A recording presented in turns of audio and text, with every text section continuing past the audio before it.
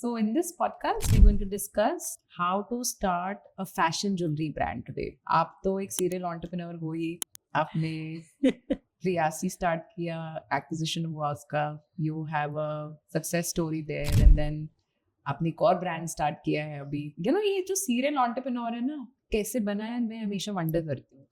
किस मिट्टी का बना है honestly. So आपके ये जो ups and downs है ना जर्नी में आप काफी लर्निंग सिखा देता है एंड आज भी like you are such a humble entrepreneur. First of all it's a pleasure to have you on the show.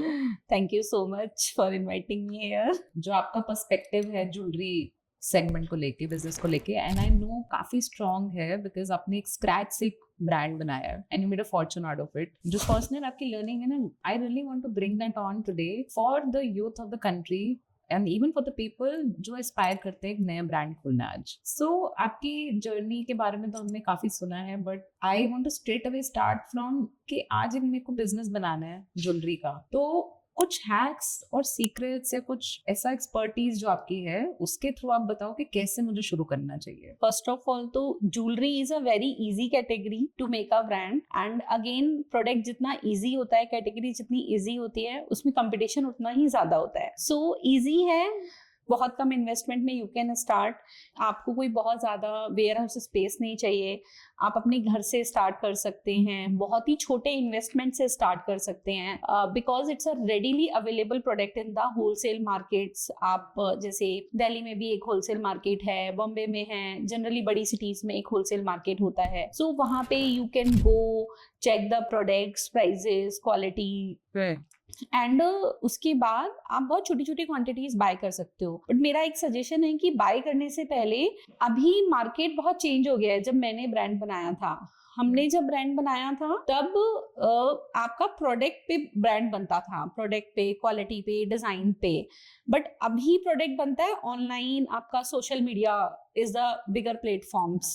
क्या ट्रेंड चल रहे हैं, मूवीज में क्या ट्रेंड है, ओटीटी पे क्या ट्रेंड चल रहे हैं ज्वेलरी के, फैशन डिजाइनर्स क्या लेके आ रहे हैं नया, इन सब का इंस्पिरेशन लेके ब्रांड बनता है. सो आई थिंक जिसको भी स्टार्ट करना है उसको सबसे पहले सर्च करना चाहिए सारे आपके कंपटीटर ब्रांड्स. आप देखो, एक या दो ब्रांड्स आप इंस्पिरेशनल ब्रांड रखो अपने, कि यार मैं ये नहीं कह रही कि कॉपी करना है, बट आपके दिमाग में एक इंस्पिरेशन होना चाहिए कि यार मुझे इस तरह का कुछ ब्रांड बनाना है. राइट.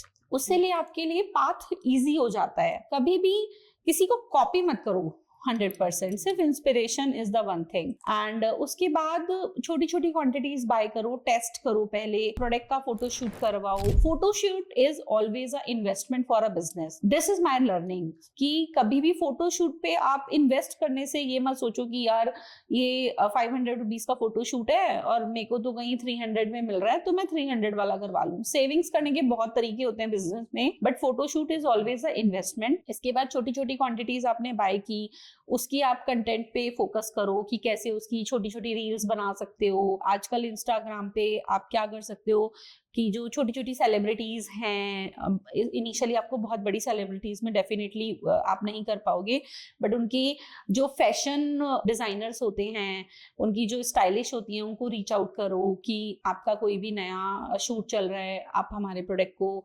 मैम को आप इंट्रोड्यूस कराओ, वहाँ पे वो पिच इन कर सकते हैं. And it's a free of cost. आपको जस्ट फोकस करने की जरूरत है इन सब चीजों पे, बट इनसे आपको काफी ज्यादा विजिबिलिटी मिल जाएगी सोशल मीडिया पे. सेकेंड थिंग, आप जब भी कहीं जा रहे हो, आप अपना छोटा छोटा खुद का रेडी हो रहे हो, I am not saying on the daily basis, जब भी कभी पार्टी में जा रहे हो, आप अपना एक शूट लो, छोटा सा अपनी एक रील आप डालो. This is one of the way जहाँ पे आप सेव कर सकते हो. एंड अगेन रील्स आजकल बहुत वंडर करती हैं. इसके बाद अपने कंटेंट पे काफी ज्यादा फोकस करना चाहिए, कभी भी क्वालिटी पे कॉम्प्रोमाइज नहीं करना चाहिए. This is one of my again learning. आपकी क्वालिटी अच्छी होगी तो कस्टमर रिपीट आएगा, and that is one of the most important thing brand बनाने के लिए.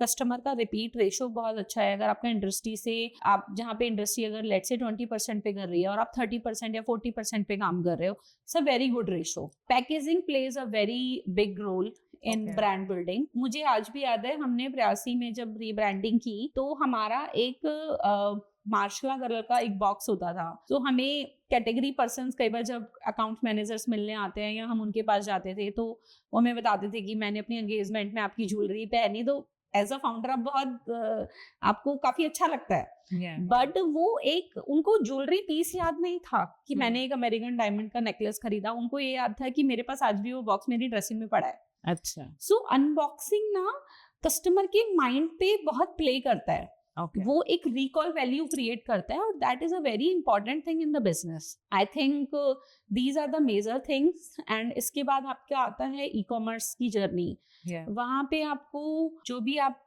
कैटेगरी पर्सन्स हैं उनके साथ आपको रिलेशनशिप मेंटेन करना होता है, how to grow the brand, आप Okay. उनकी इनसाइट्स सुनो।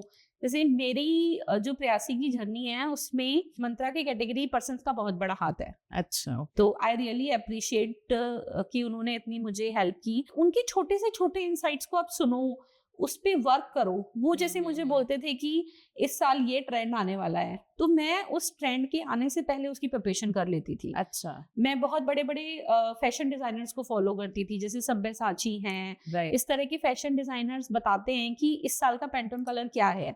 हाँ, तो हाँ. मैं उस पैंटून कलर के अकॉर्डिंगली, लेट्स से अगर वो बोलते हैं कि इस साल हम लाइट पेस्टल कलर्स पे काम करेंगे, तो हम पेस्टल कलर की ज्वेलरी इंट्रोड्यूस कर देते थे। Okay. क्योंकि it's always hand in hand चलता है, Hmm. Clothing and jewellery. Right, so ये इनसाइट्स बहुत छोटे होते हैं, बट इनसे आप you can create a wonder in your brand और आप अपने कंपटीटर्स से आगे निकल सकते हो। अच्छा, मेरा बिजनेस करने का तरीका था कि मैं डेली हाफ एन आवर सिर्फ स्क्रॉलिंग में लगाती थी कि मेरे जो 5 से 10 कंपटीटर्स हैं वो क्या कर रहे हैं। डेली एक कंपटीटर की वर्किंग देखती थी कि उन्होंने इस वीक में कुछ नया किया जो हम भी कर सकते हैं। I am not saying again, मैंने कभी भी कॉपी करने में मैं बिलीव नहीं करती, बट एक आपको इंस्पिरेशन हमेशा चाहिए होती है, और Right. अगर आपको अपने कंपटीटर से आगे निकलना है तो आपको पता होना चाहिए कि वो क्या कर रहे हैं। Thank you for watching my clips. If you want more clips like this, please follow my channel, BSMS India Clips.